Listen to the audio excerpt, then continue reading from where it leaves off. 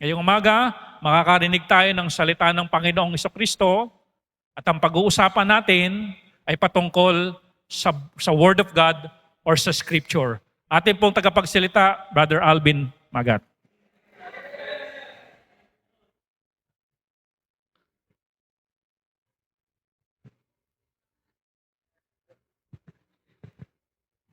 And maraming salamat po sa Panginoon sa pribilehiyo na naman na makatayo dito sa inyong harapan. Yan, talagang kung sa sarili lang po natin ay talagang hindi tayo karapat-dapat, pero dahil sa Panginoon ay ginawa tayong karapat-dapat na maging tagapaghatid ng kanyang mga dakilang mga mensahe. Kaya sa umagang ito po, at tayo po ay mag-aaral ng kanyang banal na salita. At ang gaya nga ng binanggit ng ating pastor po, ang ating topic ngayon ay patungkol sa love letter sa atin ng ating Panginoon. Ayan. Alam niyo po ba na yung hawak ninyong mga Biblia, yan ay personal na love letter sa inyo ng Diyos. Ayan. Kaya yan ating tatalakayin at pag-aaralan po ngayon. Tumayo po muna tayo po ay manalangin.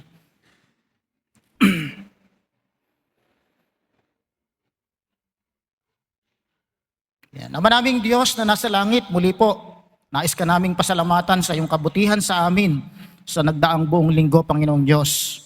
Maraming salamat, Panginoon, sa marami niyong biyaya na ihinatid sa amin, Panginoon. Maraming salamat sa mga pag-iingat sa bawat sandali ng aming buhay. At maraming salamat, Panginoon, sa mga panalangin na iyong tinugon at maging, Panginoon, yung mga hindi mo tinugon, Panginoon. Dahil ito ay para sa aming kabutihan, Panginoon Diyos. Tulungan po ninyo kami, Panginoon, sa araw na ito. Linisin po naman ninyo, Panginoon, ang aming mga maruruming mga puso, maruruming mga kaisipan, upang, Panginoon, ang iyong mga salita ay malayang tumimo sa aming mga puso, Panginoon Diyos. Tulungan po ninyo kalagi kami, Panginoong Diyos, at kahabagan. Ito po ang aming panalangin, alang-alang kay Kristo Jesus, na aming tagapagligtas at Panginoon. Amen. Makakaupo na po, maraming salamat. Yan. Ang title po ng ating mensahe sa ngayon ay Can We Trust the Bible? Yan. Kasi mahirap yung mamaya hahayo tayo, dala-dala natin yung ating sandata, di ba? Ang sandata natin yung ating Biblia, sabi nga ng Hebrew, itong Biblia ay parang espada. Ayan, yan ang ating armas, parang espada. Ngayon mapagtitiwalaan ba natin itong ating armas, itong ating espada? Baka naman ito'y made in China pala. Pagdating doon sa labanan, ay pumapalpak. Ayan. Kaya sa ating paghayo, ating pag-aaralan, can we trust the Bible? Yung hawak niyong Bible ngayon, mapagtitiwalaan ba natin ito? Ayan. Kasi po maraming Kristiyano sa ngayon, lalo na yung mga Bible scholar, ay tila ba nag-aalinlangan o may mga bahagyang pagdududa po kung ang Biblia nga ba na ginagamit natin sa ngayon ay dalisay pa. Purong-puro pa ba ito na salita ng Diyos? At ito pa ba yung katulad pa rin ng orihinal ang nilalaman? Yan, mahirap kasi maraming peke. Di ba? Ito pa kaya ay original pa rin ang nilalaman? O ito ba ay ganap ng nabago? Yan. Nabawasan o kaya ay nadagdagan sa pagdaan ng mahabang panahon. Yan. Pwede pong mangyari yon dahil napakatagal nang nasulat ng Biblia. Tapos pinagsalin-salin. Kaya po pwedeng sa pagdaan ng mahabang panahon, ito'y nadagdagan o nabawasan. Nagtatalo-talo po ang iba tungkol dito. Dahil ang Biblia raw ay na-revise o naisalin na ng maraming ulit. Di ba napag-aralan natin yan, yung King James daw dahil na-revise ng paulit-ulit ay hindi na raw yun ang malapit sa original. Ayan. Kaya maaaring nabago na raw ang nilalaman nito mula sa original. Kaya ang iba ay nagkakaroon ng pag-aalinlangan sa hawak nilang Biblia ngayon. Yan. At gayon din, siyempre pag nag-alinlangan ka na sa hawak mong Biblia, mag-aalinlangan ka na sa mensahe na nakasulat dito. Gayon man, ang Biblia po mismo ay nagbigay sa atin ng malinaw at sakto ng mga dahilan upang ganap na pagtiwalaan natin na ang salita po ng Diyos ay naipreserba o naipreserve at nanatiling mapanghahawakan at dapat nating nabuong pagtiwalaan. Una po, God's promise to preserve His Word. Yan. Ang Diyos po nangako sa atin na ang kanyang salita, ang Biblia, kanyang iingatan, kanyang ipe-preserve, pananatilihin. Yan. Ang ating Diyos ay paulit-ulit pa po na nangako ng kanyang iingatan o ipe-preserve ang kanyang mga salita sa lahat ng panahon. Yan, hindi lang nung unang panahon. Kaya, kung naniniwala po tayo na ang ating Diyos ay all-powerful, naniniwala ba tayo siya ay all-powerful? At kung naniniwala din tayo na sa kanyang mga pangako, ay dapat lamang na tayo ay magtiwala sa kanya na kaya niyang ingatan at mapanatiling walang bawas ang kanyang mga salita. Siyempre, all-powerful. Tapos kayang bawasan yung kanyang salita ng mga tao? Hindi na all-powerful. Sabi nga po ng Psalms chapter 12, verse 6 hanggang 7, sabi po dito, the words of the Lord are pure. Walang halo. Pure words, as silver tried in a furnace of earth, purified 7 times. 7 ulit na pinurify daw yung salita ng Diyos. Alam niyo po yung number 7 sa Bible, number po yan ng perfection. Ibig sabihin yung salita ng Diyos, perfectong sinala. Walang daya. Pure na pure, purong-puro. Ano pa sabi ng talata? Thou shalt keep them, O Lord. Thou shalt preserve them from this generation forever. May forever pala, no? At yun ay ang salita ng Diyos na ipinreserve niya. Sabi pa ng Isaiah chapter 40 verse 8, the grass withereth, the flower fadeth, but the word of our God shall stand forever. Grabe, ano, ang salita ng ating Panginoong Diyos, mananatili magpakailanman. Matthew 24:35, ito mabigat. Matthew 24:35, sabi doon, heaven and earth shall pass away. Kita nyo kung iisipin natin yung araw, ano, napakatagal na raw na naglalagablab niyan, parang hindi talaga nauubos yung enerhiya. Ayon nga dun sa mga Big Bang Theory, billions of years.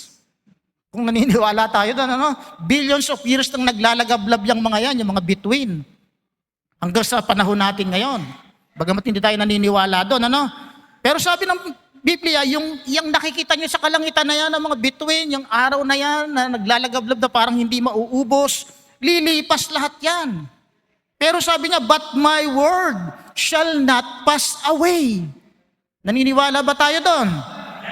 Kasi Diyos ang nangako na yung kanyang salita, mawawala na yung langit at lupa na yan, yung salita ng Diyos mananatili. Kasi Diyos siya lumikha ng heaven and earth Yung salita po ba niya biglang mawawala? Hindi. Ang mga talatang ito po ay nagpapakita na ang Panginoong Diyos mismo ang nag-iingat, nangangalaga sa kanyang mga salita. Kung maniniwala tayo na ang Panginoong Diyos ay all-knowing, kasi alam na niya na may sisira sa Biblia, alam na niya na may magdadagdag sa Biblia, alam ng Diyos na may magbabawas ng Biblia, kasi nga siya ay all-knowing, siya ay all-powerful, ay makapagtitiwala tayo na ang kanyang mga salita ay mananatiling buong buo. Walang bawas, walang kulang, kahit pa sa kabila ng pagtatangka ng mga masasamang tao na baguhin at wasakin ito. Pansinin po ninyo kung paanong ang Biblia ay sumasabay sa lahat ng panahon. Ito ha, mula sa tinatawag na Stone Age. Ayan, kung may Stone Age nga. Ang Biblia ay naiukit dito sa mga stone tablets. Di ba nung panahon ni Moises, inukit ng Diyos ang Ten Commandments sa mga bato? Di ba? Tapos minahuhukay pa ngayon yung mga archaeologists na mga cuneiform ba tawag doon? Saka mga heliographics ba yun? Na naglalaman ng mga kasulatan ng scripture, ng Biblia. Nakaukit sa mga clay tablet, stone tablet. Nandun ang Biblia. Yan. Tapos, hanggang sa pagkasulat sa mga tinatawag na parchment. Ito po yung mga balat ng hayop. Kasi hindi pa naiimbento nung araw yung mga papel. Wala pang typewriting noon. Kaya yung mga pinagsusulatan, mga balat ng hayop na pintuyo, tapos doon nila inuukit siguro ng kutsilyong ganon, yung mga salita ng Diyos, yan sa parchment, balat ng hayop, hanggang sa mailipat sa mga papyrus. Ito po yung papyrus, yung uri po yan ng halaman na kinukuha nila, tapos dinidikdik yata yan, pinagdidikit-dikit para maging papel. Doon na ngayon sinusulat yung mga yung Biblia at ginagawang scroll. Yan, papyrus. Tungo sa papel hanggang sa naimbento ang pag-imprenta. Yan, hanggang sa meron na tayo ngayong Bible na hawak-hawak ninyo na yan, na naka-imprenta. Di ba? Ang Biblia mula sa Stone Age, patungo doon sa parchment, hanggang sa papyrus, hanggang sa papel na naka-imprenta na hawak ninyo, sumasabay ang Biblia. Hindi siya nagpapaiwan. Lagi siyang may kopya sa lahat ng panahon. Yan. At ang Biblia po ay hindi hinahayaan ng Diyos na maiwan ng mga makabagong teknolohiya. Mawala man po yung Bible na naka-imprenta, may mga Bible naman ngayon na digital na. Di ba? Kaya hindi imposible na in the near future, yung Bible na hawak natin na dati naka-imprenta, tapos naging digital, susunod yung mga Bible na hawak nyo, naka-hologram ng ganon. Yan. Kasi ang Diyos hindi niya pababayaan na maiwan ng teknolohiya, yung kanyang salita. Kaya kung mawala man yung mga naka-imprenta na yan, ang salita ng Diyos, gagawa siya ng paraan para nariyan pa riyan, nakapreserve. Mababasa pa rin ng sangkatauhan. Ikalawa, mga patunay na ang Biblia natin mapagkakatiwalaan. The accuracy and reliability of Scripture. The accuracy. Ang isa po sa inaalala ng mga Kristiyano ay kung ang hawak ba nating Biblia ngayon ay kagaya o kahalintulad pa rin ng nilalaman ng original. Kailan lang may pastor na nagsabi niya na ang talagang original daw na Bible at yung talagang inspired ay yung 1611 na ganon. Yan. Pero ang historical at ang tinatawag na textual na ebidensya ay mariing sinusuportahan na ang Bible nating ginagamit sa ngayon ay accurate pa rin o wastong-wasto. Yung hawak niyong Biblia, wastong-wasto, accurate yan. Una, the manuscript evidence. The Bible has more ancient manuscript than any other historical books. Mas marami pa palang nasulat na Biblia kaysa doon sa iba't ibang mga historical books. The Dead Sea Scroll proved that the Old Testament was copied with extremely accuracy over 1,000 years. Alam niyo po kasi yung Dead Sea Scroll na yan, nahukay po nung araw yan o natuklasan, doon malapit doon sa tinatawag na Dead Sea. Tapos nung ihalin tulad nila sa Biblia na ginagamit natin ngayon, yung nilalaman niyan, ay talaga namang eksaktong-eksakto pa rin kung ano yung nakasulat doon sa mga nahukay na mga scroll na yon, dito sa naka-imprentang mga Bible natin ngayon. Parehas na parehas po yung nakasulat. At ito pa, yung The Caves of Qumran noong 1947. Isang Arabian shepherd boy daw po yung naligaw, Tapos naghahanap-hanap siya ng madadaanan hanggang sa may nakita daw siyang isang maliit na butas, itong shepherd boy na ito, sumuot daw siya roon. Pagkatapos, nakita niya roon merong mga jar, clay jar. Yan. Tapos nung buksan niya yon, may mga lamang scroll sa loob. Pagkatapos nung naiuwi niya yon, na ipakita doon sa mga marurunong, nalaman nila na yung pala ay Book of Isaiah. At nung suriin ng mga Bible scholar yung mga scroll na yon, ay parehas pa rin yung nilalaman ng mga scroll sa mga naka-imprenta natin ngayon na Book of Isaiah. Walang labis, walang kulang. Yan. The New Testament has over 5,800 Greek manuscripts with copies dating as early as 100 to 150 AD, showing minimal variation. Yan, napaka-konti lang daw kung magkakaiba-iba man yung mga New Testament manuscript noon sa hawak natin ngayon. Kaya po, mapanghahawakan natin ang ating hawak na Biblia ay siya pa rin ang original na Bible. The consistency of Scripture. Kahit na po ang Biblia ay inabot ng 1,500 years na taon bago tuluyang nabuo, ito ang tagal bago nakabuo ng isang 66 books na Bible, inabot ng 1,500 na taon bago na kompleto yung hawak ninyong Old and New Testament na yan. At ang nagsulat nito ay humigit kumulang 40 katao. Yan yung sumulat ng Bible nyo, 40 tao ang sumulat niyan. Yan. Iba't iba ang katatayuan nila sa buhay. Meron diyang hari, merong mandirigma, kumbaga ba, iba-iba yung pinag-aralan, ano? Merong pastol, yan, merong mangingisda, merong tax collector, merong doktor, may lawyer, merong farmer, at iba pang klaseng trabaho. Pero pansinin po ninyo, no? Ang Biblia ay hindi nagkokontrahan, kundi lubusang nagkakaisa. Siguro pag may nagsulat ng engineer, tapos may nagsulat na isang magbubuti ng isang kwento siguro, ay baka magkokontrahan yung dalawa na yan, ano?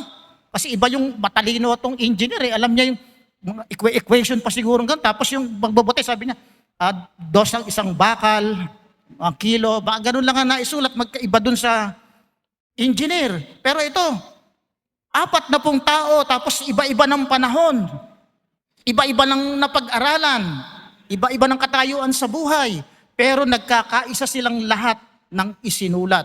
Walang kontrahan. Kasi po ganito yan, illustration natin. Yung boss, meron siyang secretary. Yan. Sabi ng boss, nakadikwatro, nakaupo sa kanyang table, Mr. Secretary, isulat mo itong lahat ng sasabihin ko sa iyo. Yan, ganito, sulat mo. Ito, sulat mo. Sulat naman si Secretary. Yan, pagkayaring makasulat ni Secretary nung matapos na yung ipinasulat ni boss, pinirmahan ni Secretary. Yan, ganun po. Ang Biblia po, Diyos ang may akda. Parang siya yung boss. Ipinasulat lamang niya sa kanyang secretary. Yun yung 40 tao na yon na iba't iba ang kalalagayan at nasa iba't ibang panahon. Kaya po talaga, hindi magkokontrahan ng Bible. Kasi iisa ang may akda at walang iba kundi ang ating Panginoong Diyos. Kaya po, no other religious or historical book has this level of consistency and accuracy over time. Kung pinakialaman na ng mga tao ang nakasulat sa Biblia, halimbawa na-corrupt nila yung Biblia, napakialaman, abay tiyak na magkakaroon ng ito ng matinding kontra-kontrahan sa ngayon. Diba? Sa politiko nga lang matindi ng kontra-kontrahan ngayon, diba? Yung pa kayang sa Biblia, pagka yan ay napakialaman ng tao. At hindi lang yan, magiging paiba-iba na ang katuruang nakasulat dyan. Kaya nga nung isang araw, nagtanong ako doon sa GC ng mga theologian na Pilipino. Sabi ko, bakit ba hindi naisama sa Bible na 66 book, itong mga sinulat nila, itong mga, yung bang, nakalimutan ko yung mga tawag ng Bible na yun na isinama ng mga RC. Yung mga apocryphal books, bakit daw hindi isinama? Sabi ko, bakit po hindi na isama sa 66 books? Binasa ko naman yung isang book, yung Aklat ni Baruch. Parang katulad lang din naman nung nasa Bible yung mga nilalaman. Bakit ka ako hindi na isulat? Sabi naman nung isang nag-reply sa akin doon doon sa GC, sabi niya sa akin, kasi kaya hindi na isama ang Book of Baruch kasi naging mag-asawa na sila ni Gundina. Tapos iniwan na nila yung lugar ng Korokan at doon na sila nanirahan sa kabundukan. Yung mga matatanda lang nakakaintindi nyo, nakaabot kay Baruch. Ayun. Kaya daw po hindi naisali yung book ng Baruch kasi daw po sumabay lang sila dahil ang Biblia noong unang panahon ay famous. Kaya para yung kanilang sulat mabenta rin, ginaya nila yung nilalaman. Kaya talaga hindi inspired. Nakigaya-gaya lang doon kung alin yung uso ng panahon na yon. Kaya yung mga taong kinasihan ng Diyos, alam nila na hindi ito kinasihan ng Diyos. Nakigaya lang itong mga aklat na ito. Kaya hindi sila isinama sa ating hawak ngayon na 66 books. Ito pa. Historical evidence. Pero batay sa ipinapakita ng historical evidence, ang mensahe na nakasulat sa hawak nating mga Biblia ngayon ay kapareho pa rin ng mensahe ng mga sinaunang mga kasulatan sa Biblia.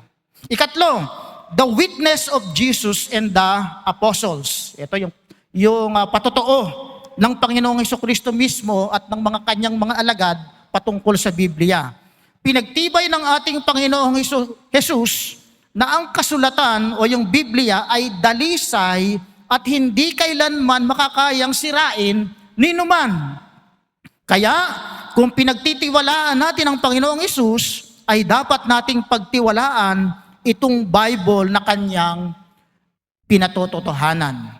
Sabi ng John chapter 10 verse 35b, the scripture cannot be broken. Sa Tagalog, hindi mangyayaring sirain ang kasulatan. Sabi ng Panginoong Hesukristo yan.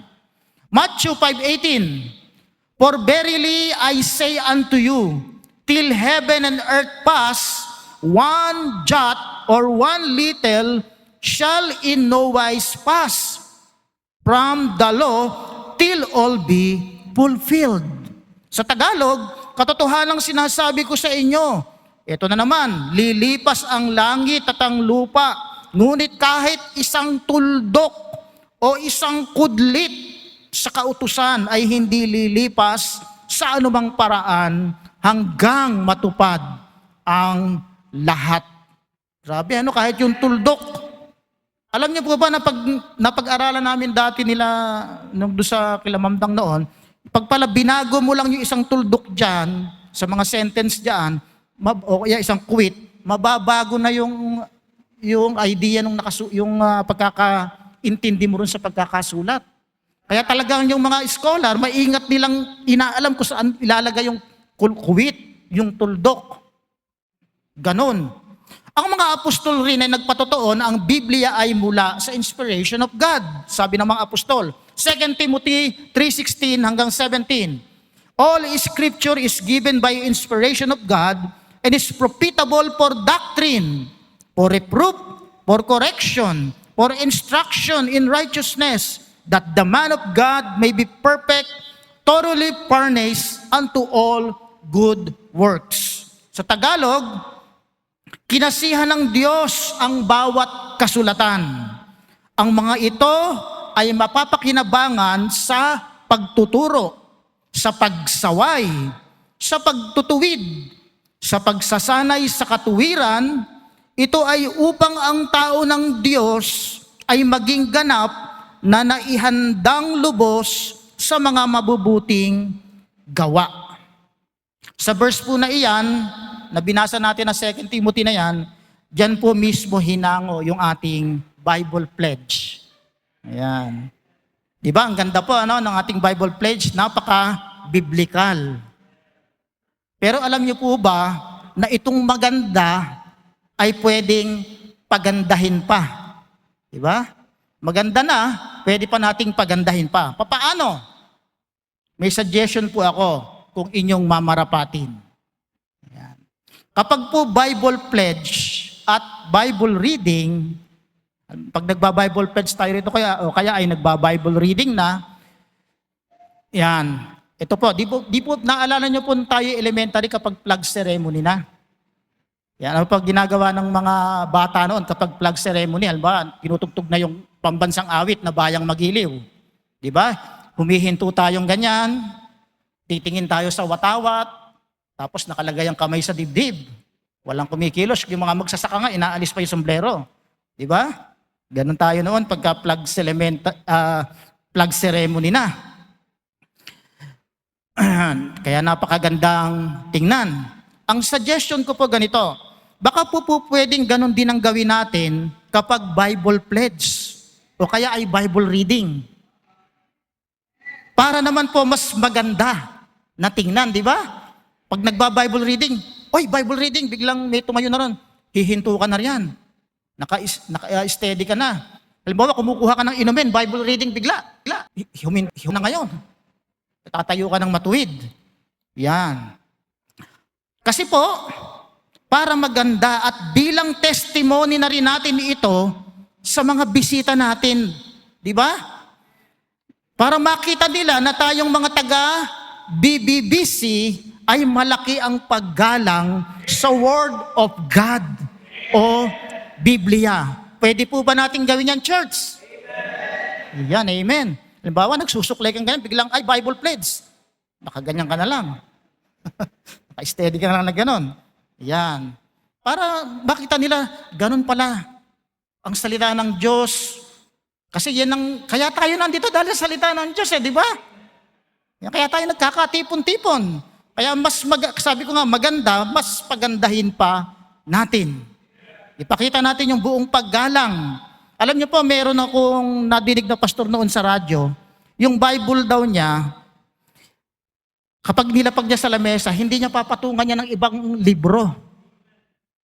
Hindi niya pinapatungan ng ibang libro yung Bible. Manapa yung libro na yun, iilalim niya at papatong niya sa ibabaw yung Bible.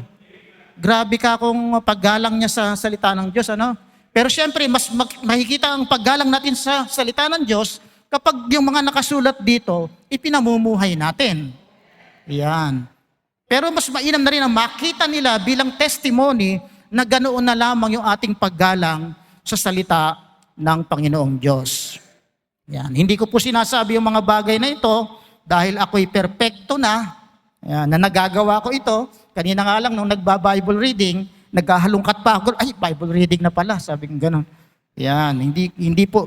Ito po ay suggestion ko. Marami rin po akong pagkakamali. Yan, kaysa sa inyo. 2 Peter 1:20-21. Knowing this first, that no prophecy of the Scripture is of any private interpretation. For the prophecy came not in old time by the will of man, but holy men of God spake as they were moved by the Holy Ghost. Sabi sa Tagalog, higit sa lahat, dapat ninyong unang malaman na alinmang pahayag sa kasulatan ay hindi nagbuhat sa sariling paliwanag. Ito ay sapagkat ang pahayag ay hindi dumating sa pamamagitan ng kalooban ng tao, ngunit nagsalita ang mga banal na tao ng Diyos na sila ay ginabayan ng banal na Espiritu. Nasulat yung Biblia dahil ginabayan itong mga banal ginabayan sila ng Espiritu ng Diyos. Alam niyo po ba yung kanta ng Led Zeppelin? Ito yung mga oldies na Stairway to Heaven. Alam niyo po yan, ano yung kanta na yan? Isinulat yan ng vocalist ng Led Zeppelin, alas 12 ng tanghali. Isinulat niya ng walang tigil. Tuloy-tuloy niyang isinulat yon hanggang sa matapos. Inspired. Inspired by the devil. Kaya pagka nung nagpa-backward masking noon si Pastor Lito, pag binackward masking yung tunog ng kantang Stairway to Heaven ng Led Zeppelin, ang nakalagay doon ay yung daan ko, sabi niya, ay madilim, si Lucifer ang aking Diyos. Ganon, pag binakward, ganon ang mensaheng nakasulat. Pero itong Biblia po natin, inspired by the Holy Spirit.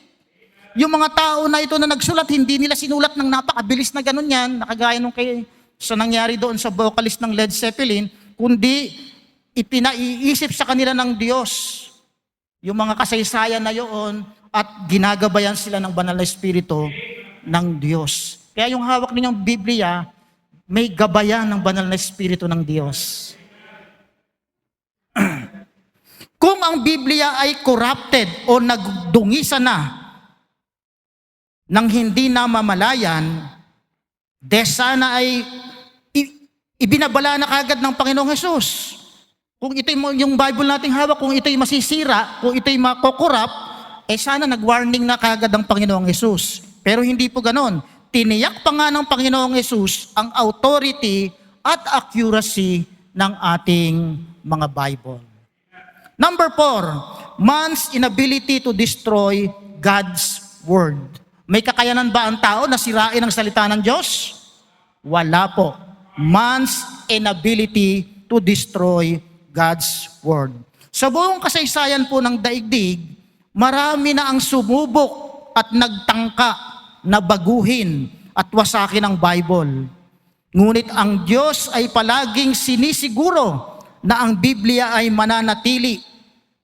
Kapag ka daw, sabi nung nabasa ko nung isang araw, kapag daw tinipon at isinalansan ang lahat ng aklat na ginawa para kontrahin, siraan at pasinungalingan ang Bible, pag sinalansan yung mga aklat na ginawa na yan, magiging mas mataas pa daw ito kesa sa Winchester Cathedral.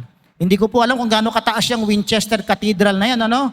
Pero alam niyo naman, pag cathedral yung binanggit, ang tataas ng mga tore niyan. Pero kapag sinalansan daw yung mga aklat na ginawa para siraan ng Bible, mas mataas pa raw yung salansan ng aklat na yon. Para kesa sa napakataas ng nagawang aklat na paninira sa Biblia.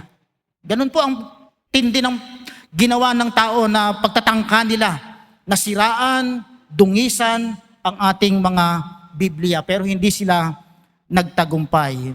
Noong panahon nga lang po ng Dark Ages, ayon sa kasaysayan, yung mga Biblia noon, kaya nga tinawag na Dark Ages dahil walang makitang liwanag mula sa salita ng Diyos, dahil sinunog.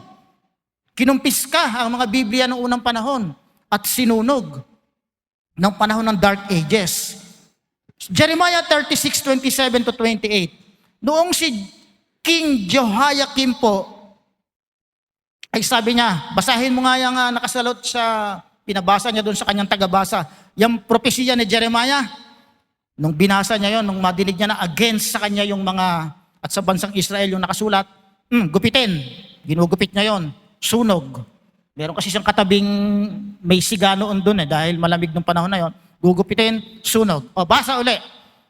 Kasi scroll yon, mahaba. Basa uli yung tagabasa. Pag ganyan yung nakalagay sa Jeremiah 36:27-28. Yan. Tapos, nung mabasa niya, kontra na naman sa kanya, ayaw niya yung nakasulat doon, ginupit na naman itong si Haring Jehoiakim nito, sinunog. Hanggang sa naubos yung sulat ni Jeremiah na yon. Pero ang ginawa ang ginawa ng ating Panginoong Diyos? Napakasimple po ng ginawa ng Panginoong Diyos. Sabi ng Diyos kay Jeremiah, Jeremiah, isulat mo uli. Akala niya magtatagumpay na siya na masusunog niyang gano'n, ha? Hindi nagtagumpay. Isulat mo uli. Isinulat uli. Kaya meron tayong Book of Jeremiah ngayon. Matthew 5:18. Sinigurin na rin ng Panginoong Hesus na kahit kaliit-liitang letra ng kautusan ay hindi mawawala ng bisa hanggang sa ito ay matupad. Yan. Kahit po sa kabila ng matinding pag-uusig at napakaraming kumakalaban, ang Biblia ay nananatiling pinakapangunahing aklat na nalimbag. Ano nga ito? Best-selling nga itong Bible. At na-translate sa iba't ibang wika. Alam niyo po ba na meron tayong 2,000 languages and dialects? Pero ang Biblia po, nasulat siya nasulat siya ng 1,200 languages. Yan, ganun po karaming salin. Kaya mayroong mga Biblia na English, may Japanese, may French, may German Bible, may Russian Bible, na isalin siya sa iba't ibang lengguwahe. Yan. At ang Biblia ay tinaguri ang the most widely read. Kaya, kung may kakayanan talaga ang tao na wasakin ang Biblia, di sana iyon ay nangyari na noon pa man. Wala pong kakayanan ng sino mang tao kasi Diyos ang nangangalaga sa kanyang salita. Ikalima, mapagtitiwalaan ba natin ang Biblia? Ikalima, fulfilled prophecy as evidence of preservation. Yung mga natupad na mga hula, propesiya sa Biblia ay isang ebidensya na talagang ang Bibliang ito na hawak natin ay na-preserve ng Diyos. Isa sa malaking katibayan na ang Biblia ay hindi nadungisan o corrupted ay ang katuparan ng mga propesiya. Kung ang Biblia ay nabago na sa paglipas ng panahon, ang mga propesiya nito ay hindi mangyayari ng ganoon kaeksakto. Yan. Sabi nga ng Isaiah 7:14 at Matthew 1:23, doon po pinrophecy ni Isaiah yung virgin birth ng ating Panginoong Jesucristo. At naganap yan doon sa aklat ng Matthew chapter 1 verse 23. Yan. Sabi roon, kaya't ang Panginoon ay magbibigay sa inyo ng isang tanda, narito ang isang birhen ay maglilihi at manganganak ng isang lalaki. Natupad yan sa Matthew chapter 1 verse 23. Ang tinutukoy na lalaki na ipanganganak ng isang birhen ay ang ating Panginoong Jesucristo. At sa Micah chapter 5 verse 2, sabi doon, yung propesiya doon, ang Mesias daw ay ipanganganak sa Bethlehem. Natupad yan sa Matthew chapter 2 verse 1. Ngunit ikaw, Bethlehem Ephrata, magmumula sa iyong angkan ng isang mamumuno sa Israel. At doon nga, isinilang si Jesus sa Bethlehem mismo. Kaya yung mga katuparan po ng mga propesiya na yan ay patunay na ang Biblia ay hindi pa rin nadungisan. Dahil ang mga propesiyang ito ay nasulat, daan-daan taon ang lumipas bago naganap. Ito ang nagpapatunay na ang Biblia na ginagamit natin ngayon ay nananatiling puro nagtatalaglay ng orihinal na mensahe ng Diyos. Di ba? May mga propesiya pa nga, ang hinihintay pa nga natin dyan, yung paglitaw ng Antichrist. Di ba? At yung nangyayari sa panahon ngayon, malapit na, nakikita natin, umuugnay doon sa Book of Revelation. Ika-6, ito pang isang magpapatunay na ang Biblia ay tunay na salita ng Diyos. The power of the Bible to transform lives. Kung ang Biblia natin ginagamit sa ngayon ay corrupted, paulit-ulit, wala na itong kapangyarihan o kakayanan na magbago ng buhay ng isang tao at mag-akay tungo sa makadiyos na pamumuhay. Pero sa paglipas ng libu-libong taon, milyon-milyong mga tao na ang nakaranas ng spiritual transformation o nabago ang buhay sa pamamagitan ng mga katuruan mula sa Biblia. Kaya kung hindi totoo itong Bible na hawak natin ay corrupted na, wala na itong power para makapag-share pa tayo doon. Para may maligtas pang kaluluwa doon sa wiwitnessan natin mamaya. Di ba? Pero sabi ng Hebrew 4:12, for the word of God is quick, buhay ang salita ng Diyos, and powerful, makapangyarihan, and sharper than any two-edged sword, piercing even to the dividing asunder of soul and spirit, and of the joints and marrow, and is discerner of the thoughts and intent of the heart. Grabe, yung salita pala ng Diyos na ito, buhay. May buhay siya. Romans 1:16, for I am not ashamed of the gospel of Christ, Kaya kung ang Biblia nating hawak may buhay, bakit nga naman tayo mahihiya sa na ipangaral ang gospel of Christ? For it is the power of God unto salvation to everyone that believeth. Hawak niyo po ngayon yung power ng Diyos. Yung Biblia na yan, yung naglalaman ng gospel na yan, yan ang power ng Diyos para makapagligtas. Kung ang Biblia na gamit natin ngayon ay malayo na sa orihinal at marami ng error, ay dapat sana ay wala na itong kapangyarihan o kakayanan na mangusap o i-convict ang puso ng isang taong makasalanan at magpagaling ng mga damdaming nagdaramdam at makapag-akay ng kaluluwa tungo sa kaligtasan. Sa pagwawakas po, ang tanong, mapagtitiwalaan ba natin ang Biblia? Yes po. Pwede nating lubusang pagtiwalaan ang hawak natin ngayon na Biblia. Dahil God has promised to preserve His Word. Manuscript evidence prove its accuracy. Number 3, Jesus and the apostles affirm its truth. Number 4, no human effort has succeeded in destroying it. Number 5, prophecies continues to be fulfilled. At ika-6, it has the power to change lives. Nais po ni Satanas na pagdudahan natin ang mga nakasulat sa Biblia. Kasi nakasulat dito ang katotohanan para ang taong makasalanan ay maligtas sa tiyak na kaparusahan. Ngunit doon sa mga taong pinag-aaralan po yung kasaysayan at naniniwala sa mga pangako ng Diyos, ay alam na alam nila mula sa hindi mabilang na mga ebidensya na nagpapatunay na ang Biblia na ginagamit natin ngayon ay hindi nagbabagong salita ng Diyos. Kaya ang dala-dala nating mensahe ng kaligtasan na mula sa Biblia ay mapanghahawakan natin na tapat at totoo.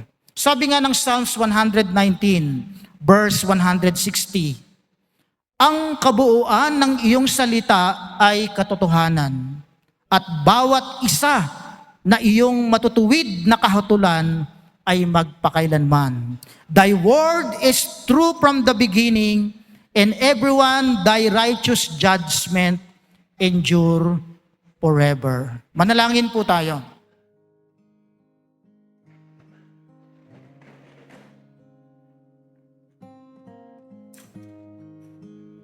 Ang Biblia po ay katulad ng isang personal na liham para sa iyo.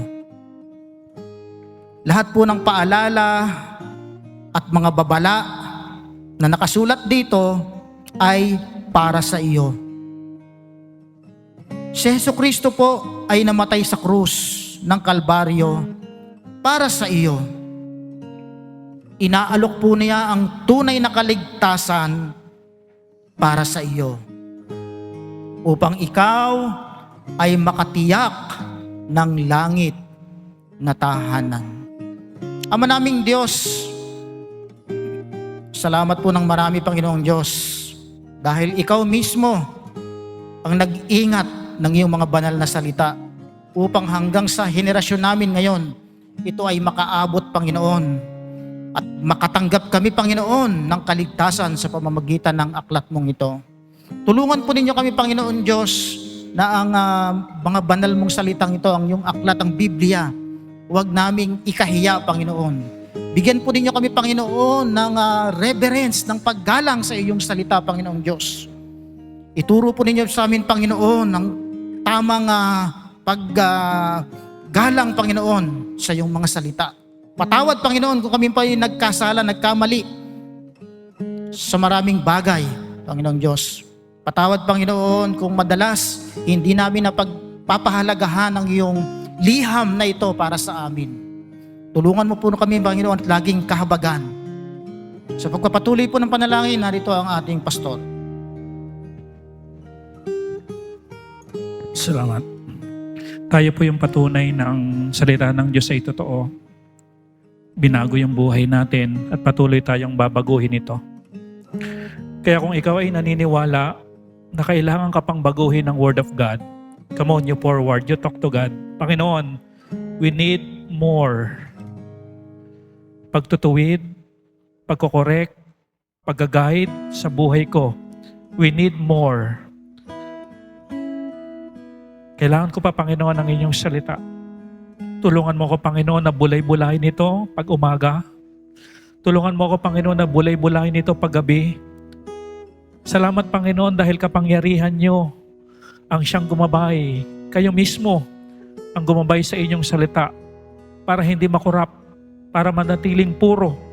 Nang sa gayon, Panginoon, ako mismo na may hawak ng inyong salita na makapangyarihan, kaya akong baguhin ito sa pamamagitan ng devotion, sa pamamagitan ng preaching, sa pamamagitan ng pagtuturo. Salamat, Panginoon, sa inyong salita. Rerespetuhin ko ito, igagalang ko ito, mamahalin ko ito, bibigyan ko ito ng atensyon at buong respeto. You talk to God.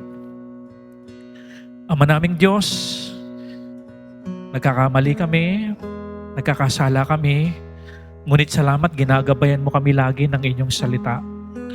Kuminsan, Panginoon, hindi namin gusto yung mga preaching. Kuminsan hindi namin gusto, katulad ng hari na ginugupit at gusto naming sunugin at umiiling kami.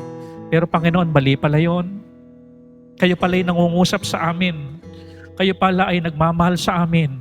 Ayaw nyo kaming mapahamak. Ayaw nyo kami, Panginoon, mapariwara. Ayaw nyo, Panginoon, tumagis ang aming puso. Gusto nyo, Panginoon, na maging obedient kami. Gusto nyo, Panginoon, na kami maging submissive sa inyong salita. Salamat sa pagtutuwid nyo sa amin. Purihin ang inyong dakilang pangalan sa patuloy nyong gabay, Panginoon, sa amin sa pamamagitan ng inyong makapangyarihang salita. I-bless niyo, Panginoon, ang bawat nakaluhod sa kanilang panalangin, sa kanila pong mga sarili at sa pagmamahal nila sa inyong salita. Salamat po. Ito'y panalangin namin sa inyo. In Jesus' name we pray. Amen.